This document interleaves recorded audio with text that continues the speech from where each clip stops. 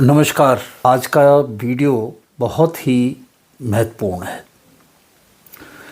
आज हम बात करेंगे जो 3 हमारे नए कानून हैं, उनमें से जो तीसरा है जिसको हम कहते हैं भारतीय साक्ष्य अधिनियम 2023, और ये बदलने जा रहा है इंडियन एविडेंस एक्ट 1872 को। मैंने जैसा पहले भी बताया कि 1857 के बाद जो क्रांति हुई थी, ये सब कानून भारत में बदले गए थे। ईस्ट इंडिया कंपनी से जो शासन था वो डायरेक्ट महारानी विक्टोरिया के हाथ में आ गया था, और फिर उसने ये सब व्यवस्थाएं की और ये सब कानून बदले। जो हम बदलाव देखें तो ज़्यादा बदलाव नहीं है, परंतु महत्वपूर्ण बहुत हैं, और उनकी वजह से जो एविडेंस हैं, सबूत हैं, उनमें बड़ा भारी परिवर्तन होने जा रहा है। अब हम शुरुआत करें तो जो इंडियन एविडेंस एक्ट 1872 था, उसमें 167 धाराएं थी, और भारतीय साक्ष्य अधिनियम 2023 में 170 धाराएं हैं। धाराएं इतनी ज़्यादा कोई उलटफेर नहीं है। जो पहले ही जो सेक्शन थे, उन्हीं सेक्शंस में कुछ चीज़ें जोड़ दी गई हैं, और उसकी वजह से उसका महत्व और कवरेज बहुत ज़्यादा बढ़ गई, जो समय के अनुकूल है। ये उम्मीद की जा रही है कि इस नए कानून की वजह से जो कोर्ट हैं उन पर बर्डन कम हो जाएगा, क्योंकि साइंटिफिक साक्ष्य को मान्यता प्राइमरी एविडेंस के नाते मिल गई, तो जो कोर्ट हैं उनका भी बर्डन कम होगा। और जो जेल में अंडर ट्रायल्स लंबे समय तक रहते थे, तो जेल के ऊपर भी दबाव इनसे कम होगा। इसके अलावा जो सबसे एक महत्वपूर्ण बात है वो है कन्विक्शन रेट। भारत में कन्विक्शन रेट बहुत कम है। या तो सज़ा नहीं होती है तो ऊपर के कोर्ट में छूटते हुए चले जाते हैं, और अंत में देखें तो बहुत थोड़े से लोग हैं जिनको सज़ा होती है। इसको हम कन्विक्शन रेट कहते हैं। तो जब साइंटिफिक एविडेंस, इलेक्ट्रॉनिक एविडेंस को इस एक्ट के तहत प्राइमरी एविडेंस के नाते मान्यता मिल जाएगी, तो ये कन्विक्शन रेट काफ़ी बढ़ जाएगा। अभी तो हो ये रहा है कि जो ओरल एविडेंस हमारा होता है वो ही प्राइमरी एविडेंस होता है, और उसमें बहुत सारी त्रुटि, क्योंकि जिस वक्त ये कानून बनाया गया था उस वक्त ये चीज़ें डिजिटल एविडेंस और ये चीज़ें थी ही नहीं। हम बात कर रहे हैं 1872 की, 150 साल से ज़्यादा पुरानी बातें हैं। और होते होते ये हुआ कि आज एक मनुष्य दूसरे मनुष्य के खिलाफ, ख़ास तौर पे अपराधियों के खिलाफ, गवाही नहीं देना चाहता। तो ये चीज़ें, इसकी बदलाव होगी। विक्टिम को भी रिलीफ होगा, यानी कि जो शिकायत करता है या जो पीड़ित है उसको भी इससे राहत मिलेगी। उसको बार बार कोर्ट के चक्कर लगाने नहीं पड़ेंगे, वो घर बैठे अपना बयान दे सकता है। इन सब सुविधाओं को मान्यता दी जा रही है। फिर जब एविडेंस जो है प्राइमरी एविडेंस के तौर पे पेश किया जाएगा, साइंटिफिक एविडेंस, तो जो तफ्तीश है, जो इन्वेस्टिगेशन है, उसको भी काफ़ी बल मिलेगा। अकाउंटेबिलिटी फिक्स की जा रही है, पुलिस की जिम्मेदारी कि इतने समय में ये किया जाएगा, इतने समय में ये किया जाएगा, और आप इसको इस तरह से करेंगे, ऐसे करेंगे, तो पुलिस का भी जिम्मेदारी इससे बढ़ेगी। आइए अब हम बात कर लें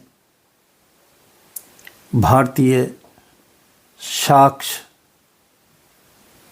अधिनियम 2023 में क्या क्या मुख्य बदलाव हैं। अगर हम इनकी बातें करें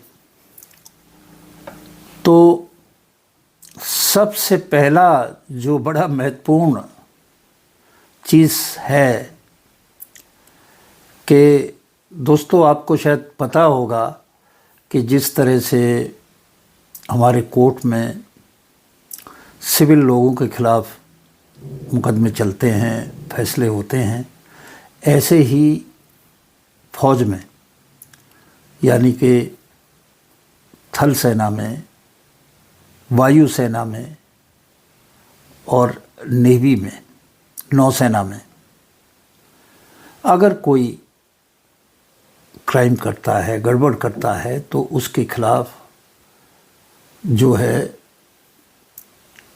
कोर्ट्स मार्शल, एक शब्द है, कहते कोर्ट मार्शल हो गया भाई इसका, तो उसमें भी इसी तरह से सुनवाई होती है। कोर्ट मार्शल रूम होता है, उसमें प्रिजाइडिंग ऑफिसर होता है जैसे जज, उसमें भी बहस होती है, उसमें भी एविडेंस के ऊपर बात होती है, और फिर उस फौज के अधिकारी को या सिपाही को सज़ा दी जाती है, उसको हम कोर्ट मार्शल कहते हैं। तो जो पहला एविडेंस एक्ट था, वो जो कोर्ट मार्शल में होता था उस पे लागू नहीं होता था, अर्थात जिस तरह से सबूत, उनका अपना तरीका था। अब कोर्ट मार्शल में भी सबूत उसी तरह से पेश होंगे, उनकी वो ही कीमत होगी, वो ही हद तक वो जा पाएंगे जो भारतीय साक्ष्य अधिनियम 2023 में है। पहले जो इंडियन एविडेंस एक्ट था वो लागू नहीं था। अब जो भारतीय साक्ष्य अधिनियम है, इसको सेना में भी लागू कर दिया गया है। ये इसका पहला। अब हम आते हैं इसके मुख्य जो बदलाव हुआ है उसकी बात करें दोस्तों, तो डॉक्यूमेंट्री एविडेंस जो सेक्शन 2(1) BSA अर्थात भारतीय साक्ष्य अधिनियम में दिया गया है, उसमें क्या चेंज किए गए हैं। इसमें चेंज किया है कि पहले होता था इंडियन एविडेंस एक्ट में कि राइटिंग है, मैप है या कोई कैरिकेचर है, उसी को डॉक्यूमेंट मानते थे। अब BSA में इलेक्ट्रॉनिक जो रिकॉर्ड है उसको भी डॉक्यूमेंट माना जाएगा। इलेक्ट्रॉनिक रिकॉर्ड भी डॉक्यूमेंट है और ये बिल्कुल सही है। आज के मॉडर्न हालात में जिस तरह से इलेक्ट्रॉनिक्स चीज़ों का इस्तेमाल होता है, इंटरनेट का होता है, कंप्यूटर का होता है, मोबाइल का होता है, आईपैड का होता है, दुनिया भर की चीज़ों का होता है जो सेमीकंडक्टर बेस हैं, तो उसको हम कैसे भला सबूत की परिधि से बाहर रख सकते हैं।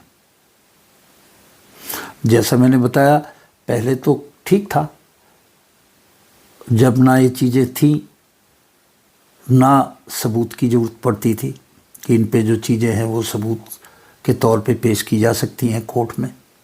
परंतु जब अब इतनी डेवलपमेंट हुआ और इतना टेक्नोलॉजी का प्रयोग हुआ तो उसके साथ ही ये चीज़ों का भी समावेश बीएसए में, भारतीय साक्ष्य अधिनियम में कर दिया गया है।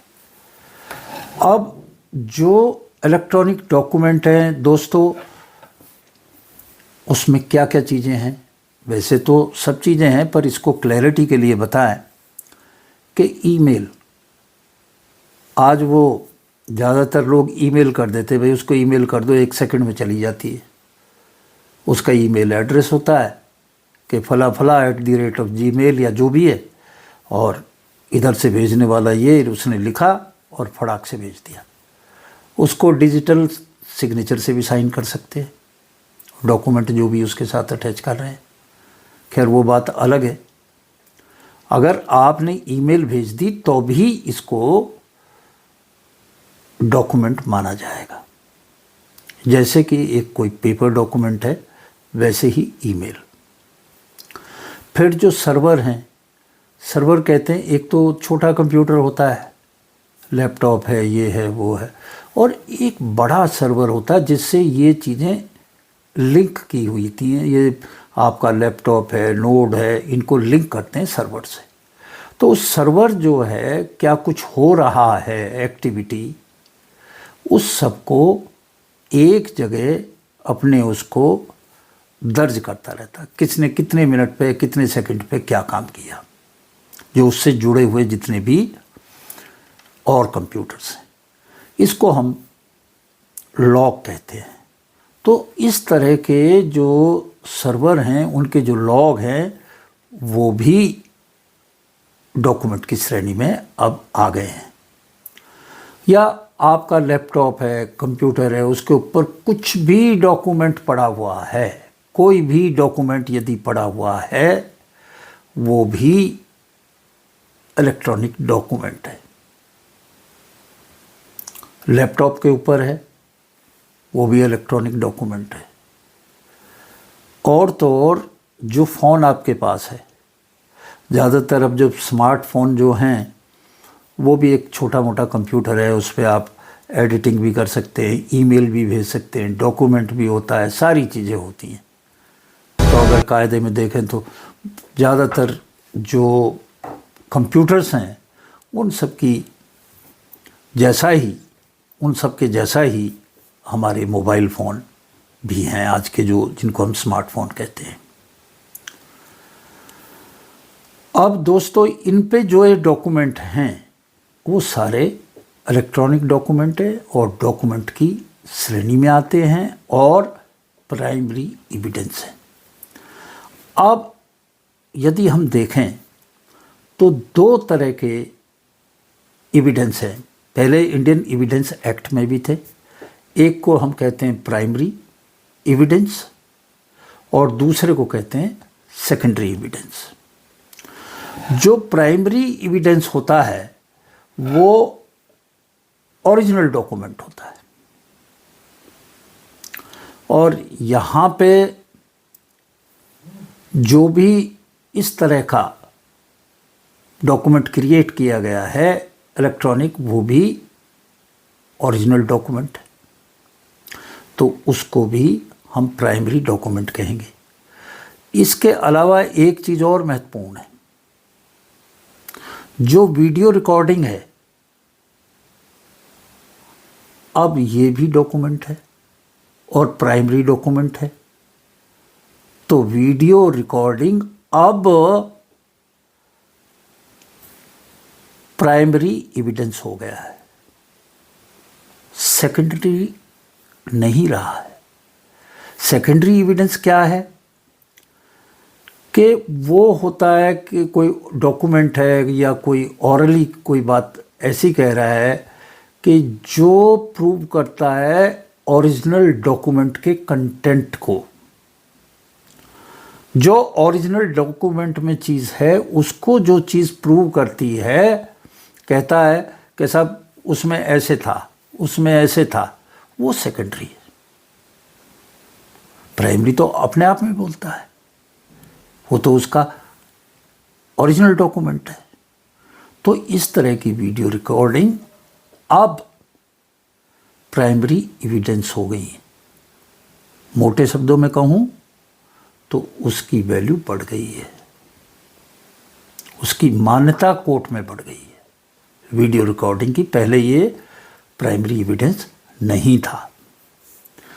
तो प्राइमरी और सेकेंडरी जो एविडेंस का क्लासिफिकेशन है वो इसमें भी रखा गया है, इस नए एक्ट में भी रखा गया है। जो ओरल एविडेंस है उसके बारे में अगर हम देखें section 2(1)(e), section 2(1)(e) BS से भारतीय साक्ष्य अधिनियम, तो उसने भी जो ओरल एविडेंस है उसको रखा है, उसका जो स्टेटमेंट देता है, और ये प्राइमरी एविडेंस है। वो आता है, देता है कि साहब मैंने ऐसे ऐसे देखा, ऐसे ही देखा। अब जो है ये जो भारतीय साक्ष्य अधिनियम है इसने क्या बदलाव किया है कि यदि कोई इलेक्ट्रॉनिकली ओरल एविडेंस दे रहा है तो वो भी वही बात है, उसको भी ओरल एविडेंस ही माना जाएगा। इलेक्ट्रॉनिकली कैसे देता है कि मैं अपने घर पे बैठा हूं, मैं किसी एक वारदात का मौके का गवाह हूं। अब कोर्ट ने मुझे कनेक्ट किया और मैंने अपने घर बैठे थ्रू वीडियो ऑनलाइन गवाही दे दी। मैं कोर्ट में नहीं गया, मैं अपने घर पे हूं।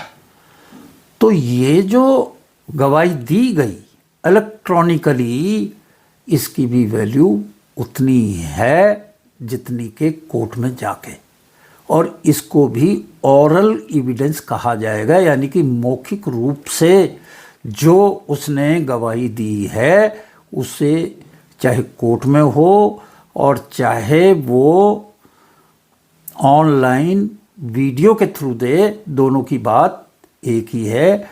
तो अब ये मान्यता इसमें प्रदान की गई है। तो इसमें जो भी विटनेस है, गवाह है, एक्यूज्ड है, मुलजिम है, विक्टिम है, पीड़ित है, उनको उनकी जो गवाही है उसको हम इलेक्ट्रॉनिकली यानी कि वीडियो आदि से करा सकते हैं, और उसकी वो ही वैल्यू होगी, पहले ये नहीं थी। दोस्तों, इस तरह की गवाही जो मैंने पिछले अपने वीडियो में बताया था, जो सेक्शन 530 है भारतीय नागरिक सुरक्षा संहिता BNSS का जो 530 है, उसमें कहा था कि भाई जो विटनेस है उसको इलेक्ट्रॉनिक मोड के जरिए भी एग्जामिन किया जा सकता है, उसकी गवाही इसके थ्रू भी हो सकती है। ये सेक्शन 530 में कहा था, BNSS या BNSS what ever you call it. अब वो गवाही इसमें आ गई और ये हो गया आपकी प्राइमरी एविडेंस।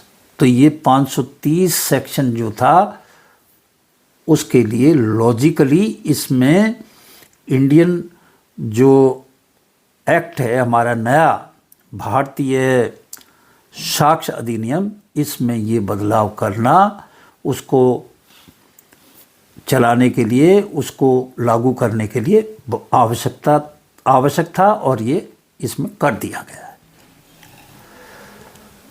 जो इलेक्ट्रॉनिक या डिजिटल रिकॉर्ड है उसकी एडमिसिबिलिटी जैसा मैंने बताया बढ़ गई है, और इसकी जो एडमिसिबिलिटी है यानी कि इसका कानूनी रूप से जो कीमत है, जो वेट है, जो वज़न है, ये उतना ही होगा जितना कि कागज़ के रिकॉर्ड का।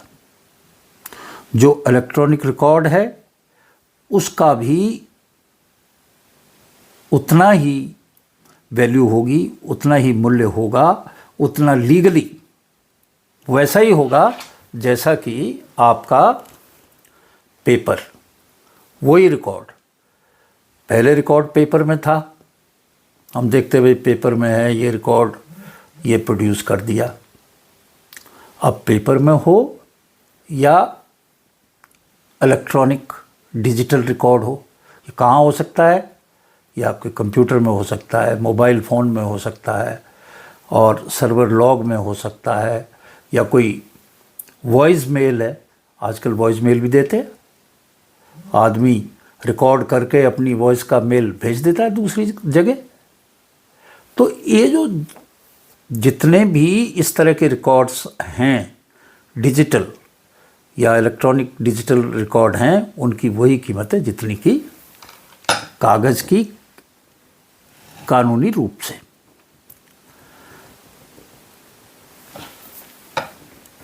थोड़ा सा जो स्कोप था सेकेंडरी एविडेंस का, उस सेकेंडरी एविडेंस के स्कोप को भी भारतीय साक्ष्य अधिनियम बढ़ाता है। इसमें इंक्लूड कर दिया कि ओरल और रिटन एडमिशन। दूसरा, उस आदमी की टेस्टिमनी जिसने डॉक्यूमेंट को एग्जामिन किया है। ये नई बात है।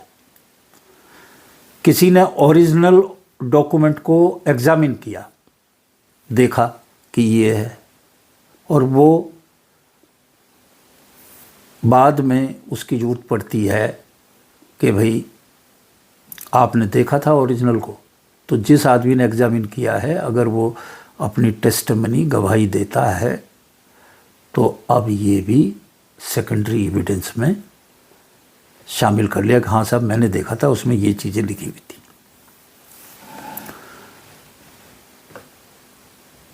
तो ये चीज़ इसमें इन्होंने जोड़ दी है। अब एक और महत्वपूर्ण बदलाव इसमें किया गया है, और वो बदलाव है जॉइंट ट्रायल का, जो सेक्शन 24 भारतीय साक्ष्य अधिनियम में दिया है। अब ये जो सेक्शन 24 BSA है, वो क्या कहता है कि जैसे एक केस में काफ़ी मुलजिम है, उनमें से एक भाग जाता है, आता नहीं है, बुलाते हैं, अवेलेबल नहीं।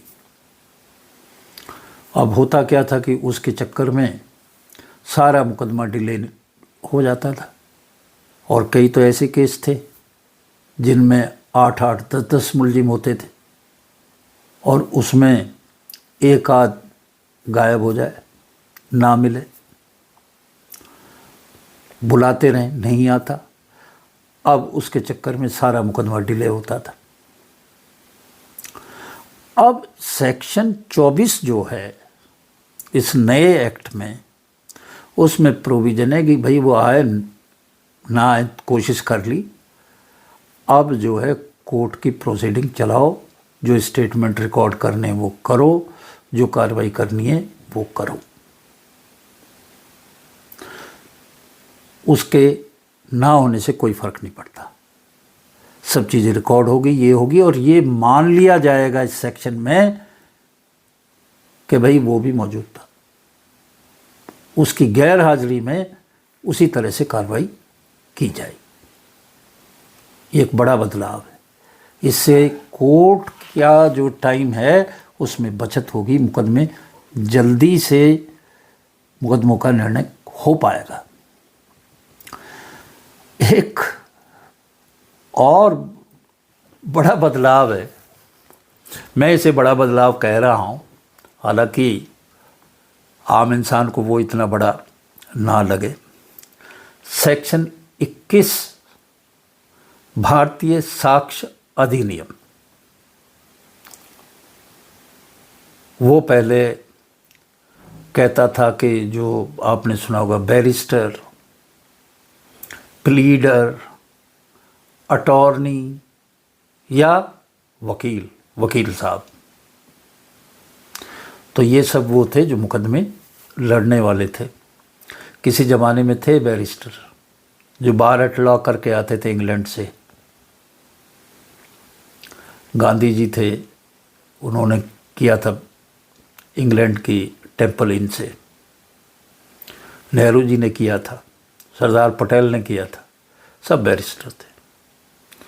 और जो प्लीडर होते थे, थोड़ी बहुत किसी वकील के साथ लग गए, जैसे आरएमपी डॉक्टर है तो उसको मान्यता दे दी, आप भी मुकदमा लड़ सकते हो, ये अंग्रेज़ी ज़माने में होता था। अटॉर्नी होते थे और वकील होते थे, ये सब वो लोग थे। अब इन सब चीज़ों को ख़त्म करके केवल एक वर्ड कह दिया और वो है एडवोकेट। अब कानूनी रूप से ना वकील रहा, ना अटॉर्नी रहा, ना प्लीडर रहा और ना ही बैरिस्टर रहा। अब जो है, जो मुकदमे लड़ता है अपने क्लाइंट के लिए, वो है एडवोकेट। ये संशोधन किया गया है सेक्शन 21 भारतीय साक्ष्य अधिनियम में।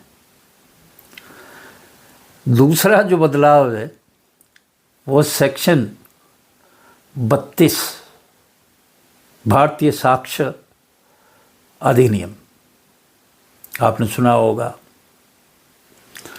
पहले होता था कि वकील बहस कर रहे हैं कोर्ट में और कहते साहब फला मुकदमे में या फला उसमें ये बात ऐसे डिसाइड हुई या ऐसे कहा गया या उसका ये मतलब है, तो फिर फट से वो अपनी एक किताब जज साहब को दिखाते थे, साहब देखो इतने लाइन पे, इतने पेज पे ये बात कही गई। आम बात है, यही होता था। तो ये सब चीज़ें पहले पेपर पे होती थी। अब जो सेक्शन 32 है भारतीय साक्ष्य अधिनियम, उसने कह दिया साहब अब आपको किताब लेके जाने की ज़रूरत नहीं है, इतनी मोटी, इतना वज़न लेके पहले वकील साहब चलते थे, उनके पीछे पीछे पूरी किताबें लेके उनका मुंशी चलता था और फिर कमरे में रख देते। अब ज़रूरत नहीं है, आप तो अपना लैपटॉप ले जाओ, आईपैड ले जाओ और उसमें फट से दिखाओ कि साहब ये लिखा हुआ है। तो अब जो ई बुक है यानी कि इलेक्ट्रॉनिक बुक है, उसको वो ही मान्यता है जो पेपर बुक को है। आप कोर्ट में खड़े होके बजाय वो मोटी मोटी किताब दिखाने के, आप छोटे से उस पर दिखा सकते साहब ये है, तो उसकी जो एडमिसिबिलिटी है सेक्शन 32 PSA में दे दी गई है।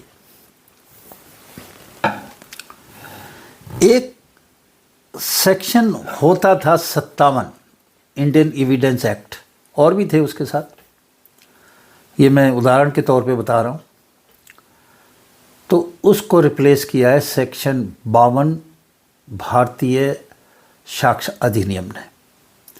अब ये जो सेक्शन 52 है, उसने क्या किया कि जितने भी रेफरेंस थे उसमें दिए हुए थे कि साहब ब्रिटेन की पार्लियामेंट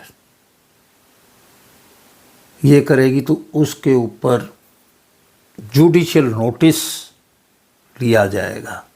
कोई एक्ट पास होगा यूके की पार्लियामेंट, यूनाइटेड किंगडम की पार्लियामेंट में, तो उस पर जुडिशियल नोटिस लिया जाएगा। ये सब जो चीज़ें लिखी गई थी, ये इस मकसद से लिखी गई थी कि उस ज़माने में हम कॉलोनी थे, भारत कॉलोनी था इंग्लैंड का, तो जो भी उनकी पार्लियामेंट में होगा, जो भी वहाँ पे होगा, उसका जुडिशियल नोटिस भारत में भी होगा। भारत आज़ाद हो गया, ये नियम था हमारा आज़ादी से बहुत पहले का।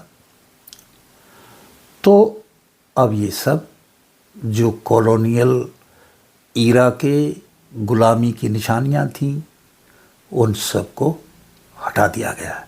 तो सेक्शन 52 ने ये सब चीज़ें रिप्लेस कर दी हैं। अब एक और महत्वपूर्ण सेक्शन है सेक्शन 57 BSA, भारतीय साक्ष्य अधिनियम। जो सेक्शन 57 है 57, होता क्या है कि जो स्टोरेज होती है वो एक जगह नहीं होती कि भैया उठाया सब एक जगह एक चीज़ रखी है।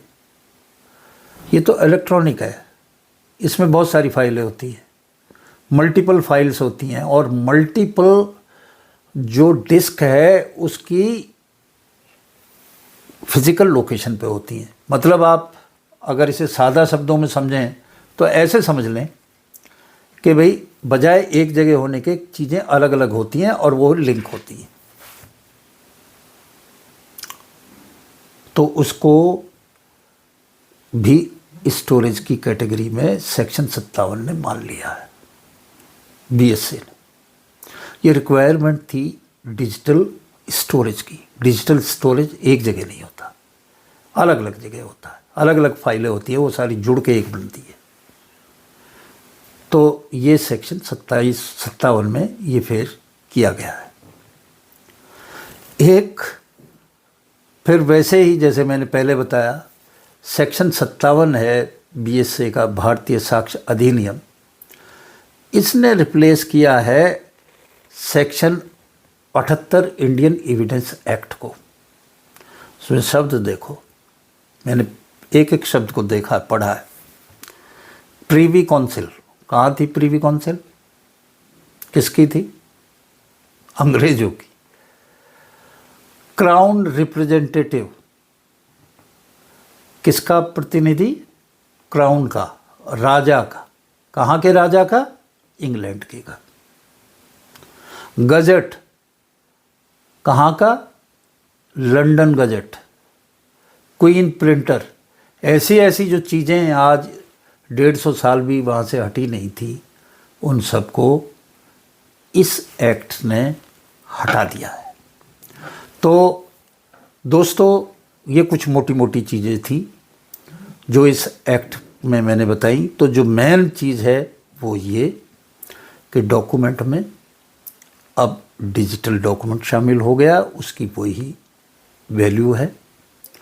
और गवाही जो है आप इलेक्ट्रॉनिकली दे सकते हैं, और जो डिजिटल हैं एविडेंस, उनकी उतनी ही वैल्यू है, वो प्राइमरी एविडेंस हैं। सेकेंडरी एविडेंस में भी कुछ जोड़ा गया है और ये सारी चीज़ें की गई हैं। तो ये बड़े महत्वपूर्ण बदलाव हैं जो पुराने एक्ट के बदले यहाँ पे किए गए हैं, उसकी जगह किए गए हैं और इसमें समाहित किए गए हैं। एक्ट कब लागू होगा ये तो अभी डिसाइड होगा। तीनों ही एक्ट होने हैं, 2 पहले और 1 ये।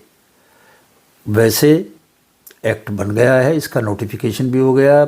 जब राष्ट्रपति ने सिग्नेचर कर दिए और नोटिफिकेशन हो गया तो अब ये कानून है, बिल है। बिल नहीं है, एक्ट है। बिल से बदल के एक्ट हो गया है और आस्ते आस्ते लागू हो जाएगा। कुछ ट्रेनिंग की भी आवश्यकता है सभी लोगों को जो इससे जुड़े हुए हैं। एकदम लागू नहीं किया जा सकता। पुलिस को भी ज़रूरत है, वकीलों को भी ज़रूरत है, जजों को भी ज़रूरत है, और जो एक्सपर्ट्स हैं उनको भी ज़रूरत है। ये सब बदलाव किए जाएंगे, आस्ते आस्ते इन्फोर्स करेगी भारत की केंद्रीय सरकार। जैसे जैसे ये देखेगी कि अब इसमें हम सामर्थ हो गए। तो ये था भारतीय साक्ष्य अधिनियम 2023। दोस्तों, ये मैंने तीनों जो एक्ट थे उनकी बातें कही मोटी मोटी, और अब आगे भी मैं किसी एक उसको पॉइंट को लेके उसको एलोबरेट करूँगा, जिससे कि वो पॉइंट अच्छी तरह से समझ में आ जाए। और अगले आने वाले वीडियो में ये चीज़ें मैं आप लोगों को बताता रहूँगा। आप मेरे वीडियो को लाइक करें, शेयर करें और जो चैनल है जीएस से पोस्ट उसको सब्सक्राइब करें, जिससे आपको मेरे आने वाली सारी वीडियो मिलती रहें। मेरा प्रयास हमेशा रहेगा कि मैं मुश्किल चीज़ों को आसान तरीके से आप तक पहुंचाता रहूं।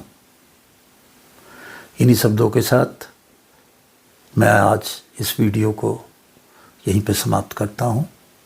आपसे विदा लेता हूं। धन्यवाद। नमस्कार।